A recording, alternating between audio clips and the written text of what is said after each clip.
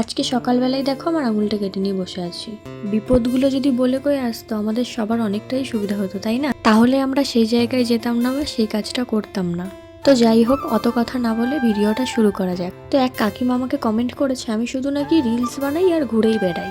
যদিও সেই কাকিমাকে আমি চিনি না, হয়তো সেও আমাকে চেনে না, শুধু সোশ্যাল মিডিয়ায় দেখেই আমাকে জাজ করছে। তো সেই কাকিমাকে আমি একটা কথাই বলতে চাই, আপনিও যেহেতু ফেসবুক ইউজ করছেন তো এটা জানবেন নিশ্চয়ই, পার্সোনাল লাইফ কিন্তু সোশ্যাল মিডিয়াতে মানুষ খুব কমই দেখায়। রিল আর রিয়েল লাইফের মধ্যে কিন্তু অনেক পার্থক্য। রিল যেটা আমরা সোশ্যাল মিডিয়াতে দেখাই আর যেটা দেখাই না সেটাই হচ্ছে কিন্তু আমাদের রিয়েল লাইফ। তো কাকিমা আপনাকে একটা কথাই বলতে চাই, মানুষকে না চিনে না জেনে কোনো কমেন্ট করার আগে দুবার ভাববেন, কারণ আপনি আমার বাড়ির পাশের লোক না, কিংবা আপনি আমার বাড়ির লোকও না। হাতে ফোন থাকলেই যাকে যা খুশি কমেন্ট করে দেওয়া কিন্তু একদমই উচিত নয়, তার ব্যাপারে না জেনে।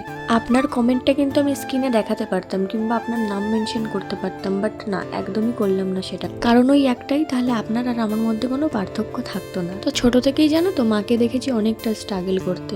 ভাই আর আমি বাড়িতে থাকতাম বেশিরভাগ টাইমটা। সকালে সব কাজ করে রেখে রান্না বান্না করে আমাদের খাইয়ে দিয়ে তারপরে কিন্তু মা বেরোতো, আর বাদ বাকি টাইমটা আমি আর ভাই কিন্তু থাকতাম। বলতে পারো ভাই প্রায় আমার হাতেই মানুষ, কারণ ভাই আমার থেকে অনেকটাই ছোট।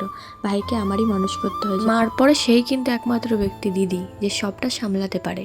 মা যতটা কাজ করে কাজে বেরোতে পারতো করতো, আর বাদ বাকিটা কিন্তু আমিই করার চেষ্টা করতাম।